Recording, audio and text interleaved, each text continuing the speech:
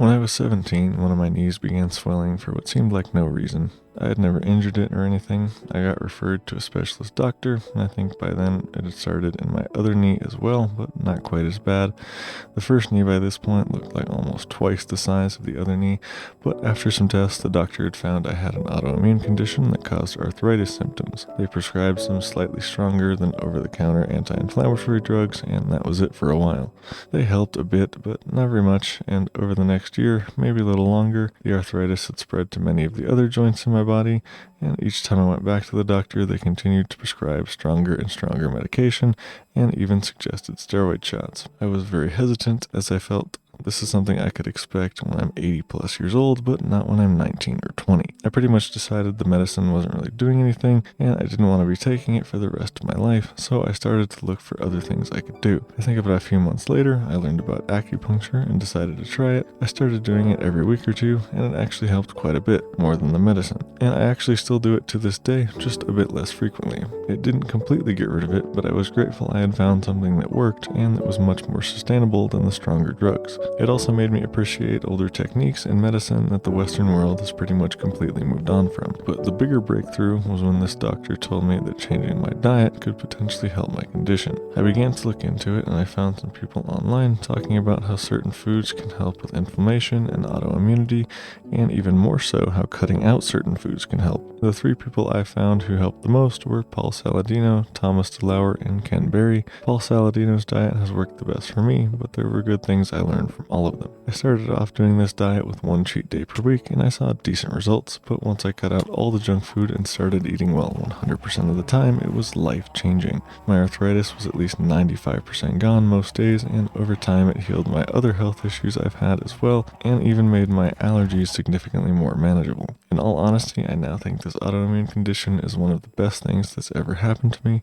Sure, it sucked for 4 years and did some damage to my joints that I'm still doing exercises to recover from, but it's taught me so much about nutrition and how to take care of myself in general that I probably would have never learned otherwise. And if I did learn it, it probably would have been decades down the line when it was already too late, like what happens to most people. Diet and lifestyle changes are often overlooked because the problems poor diet and lifestyle cause often take years, if not decades, to materialize.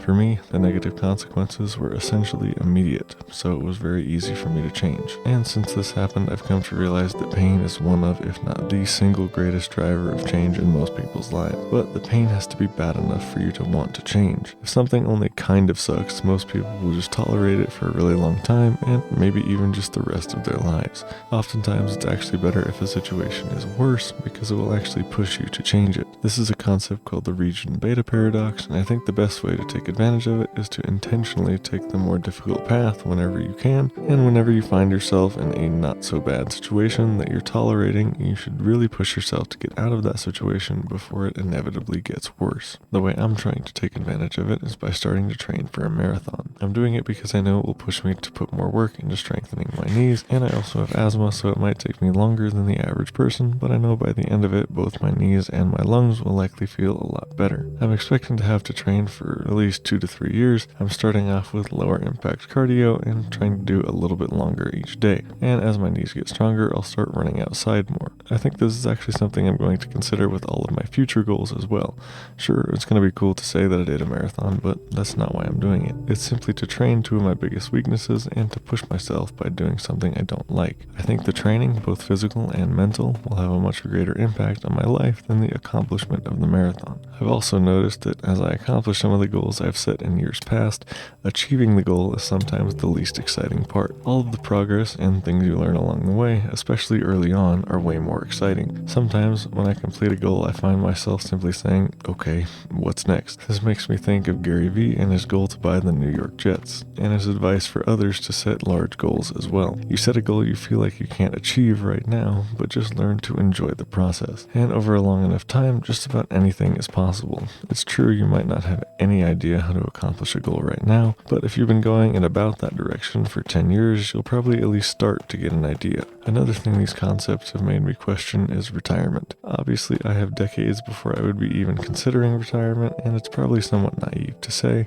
but I don't know if I ever want to retire if I can help it. Right now, it feels like there will always be new things to learn and new things to pursue. Everyone is always able to get better in some capacity, so why spend the last couple decades of your life simply wasting away? Maybe this is just because all the people I've seen retire don't really do a whole lot. I think just a hobby or two would help the ones I know, but I don't know, it's just a thought I've had. I'm in my 20s, so it's not something I need to decide on for a long time.